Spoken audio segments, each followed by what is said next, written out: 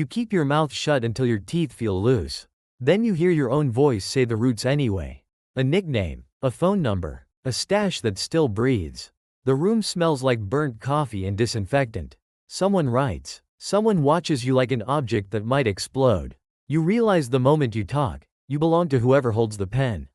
This is your life, level by level, inside a defection deal. Act 1: The flip.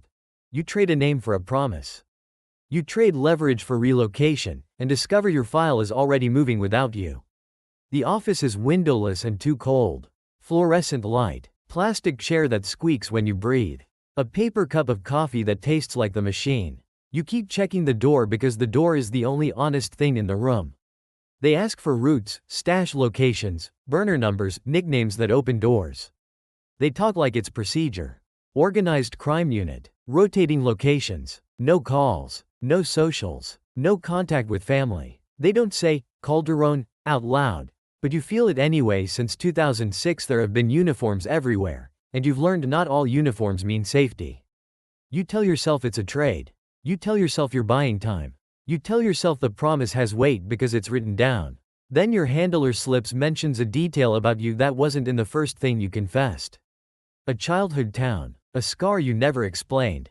So the bargain lands in your gut. Your secret isn't a secret anymore. It's a file passed hand to hand like a cigarette in the dark. Act 2: The transfer. Black bags, no plates, no questions. You're moved like contraband, and every protocol feels like a blindfold you didn't choose. The pickup is late, after midnight, when the street sounds thin and distant. The vehicle isn't the one you were told to expect. Tinted windows. No plates you can memorize. You climb in anyway because standing still feels louder than moving. They take your phone, for your protection. It disappears into a pocket and never comes back. A door closes and you're left alone long enough to hear laughter outside, casual, bored, like your luggage waiting for a tag. When someone finally speaks, it's short commands. Head down, hands visible. You start tracking micro details like their oxygen. 2 right turns, then a long straight that sounds like a highway. The smell changes: tortillas and exhaust, then damp concrete, then a faint chemical cleaner. You tell yourself you can reconstruct a map. You tell yourself the rules mean someone's in charge. You tell yourself the silence is professional. Then you hear the phrase "causas de seguridad." You've used that term from the other side. And you notice a guard's tactical patches look almost right, like costume-grade certainty stitched onto real guns. Act 3: Safe house rules. Don't open curtains. Don't say names. Your days become a checklist, and you can't tell if it's protection or containment. Your life shrinks to instructions taped inside your head. Lights off at specific hours. Shower timed. Trash separated. No looking out windows. No asking where you are. The air inside the house is always stale, like curtains have been holding their breath for weeks. They feed you updates the way you feed a dog: same tone, same portions. They're searching. You're high value. We have it handled. Every line sounds rehearsed, like it's been practiced in a hallway before it reaches you. You hear fragments through the walls. Vetted, sensitive, trained. Your mind flashes to old headlines and quiet collapses: elite anti-narcotics units built with outside help, then later compromised, then finally disbanded in 2021. You don't need the full story. You just need to remember that a badge can be a ladder or a disguise. You tell yourself the rules keep you alive. You tell yourself the rules keep them safe. You tell yourself you're still a person, not an evidence bag.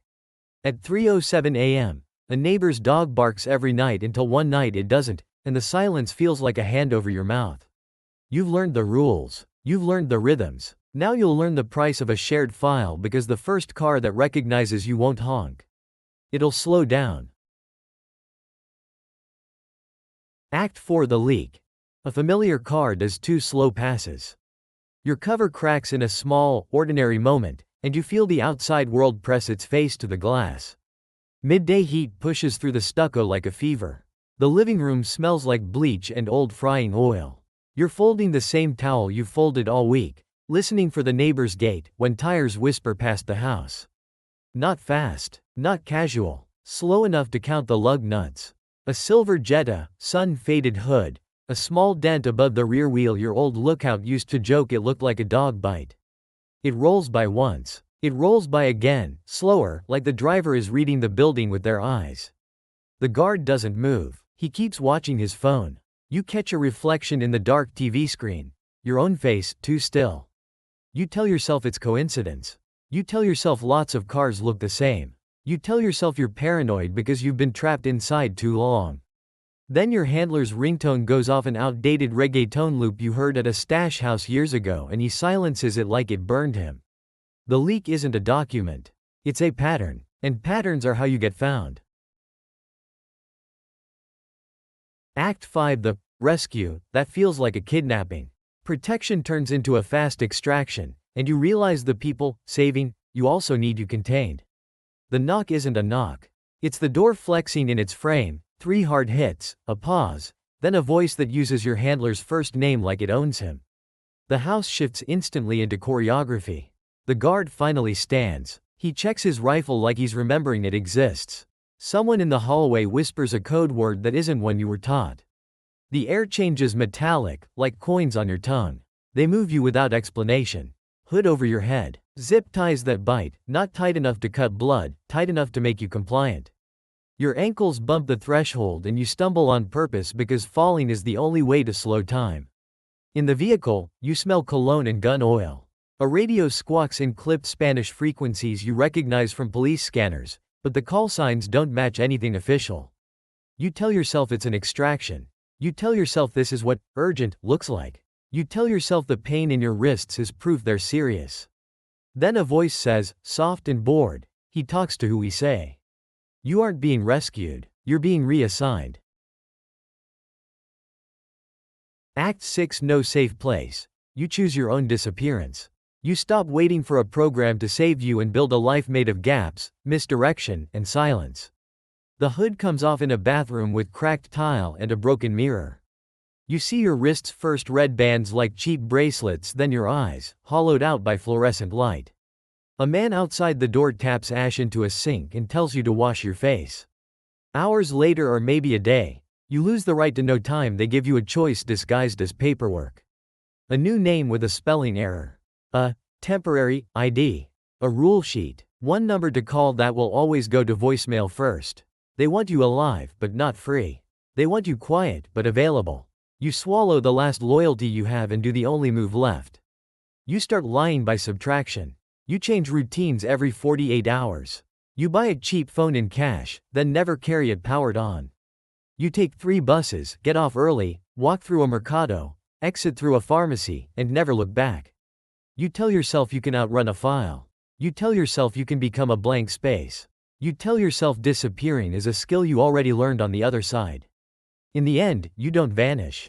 You just become your own safe house, locked from the inside. No rank in this deal gives you peace. It only changes the shape of the cage. The cartel wanted loyalty. The state wanted utility. The safe house wanted compliance. You keep breathing in smaller and smaller rooms, learning that protection and captivity can share the same keys. And the only place they can't search is the version of you you stop explaining.